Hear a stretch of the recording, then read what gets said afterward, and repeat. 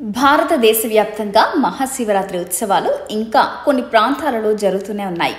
భారతదేశంలో ప్రతి హిందువు మహాశివరాత్రి పర్వదినాన్ని ఎంతో భక్తి శ్రద్ధలతో అత్యంత ఘనంగా జరుపుకుంటారు.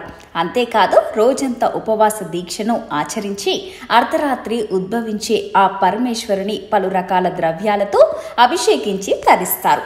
మన దేశవ్యాప్తంగా ఉన్న పలు జ్యోతిర్లింగ క్షేత్రాలు, ఎన్నో ప్రసిద్ధి చెందిన శైవ క్షేత్రాలు ఉన్నాయి. అలాగే ఒక్కో ఆలయానికి ఒక్కో విశిష్టత, ప్రాధాన్యత ఉంటుంది.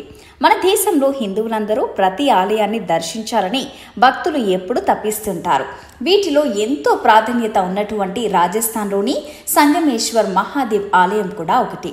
రాజస్థాన్లోని బన్స్వారా జిల్లాకు చెందిన లక్షలాది మంది భక్తులకు మహాశివరాత్రి అనేది ఎంతో ప్రత్యేకమైన పండుగ అని చెప్పాలి.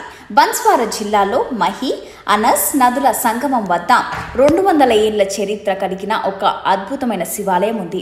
ఇక్కడ విశేషం ఏంటంటే సంవత్సరంలో 7-8 నెలల పాటు ఈ ఆలయం ఆ నది సంగమంలో మునిగి ఉండిపోతుంది. ఇక్కడ కొలువైన శివుడిని ఏడాదిలో 4 నెలలు మాత్రమే దర్శించుకునే అవకాశం ఉంది. మిగిలిన 8 నెలలు ఈ ఆలయం 4 అడుగుల లోతులో నీటిలో మునిగి ఉంటుంది.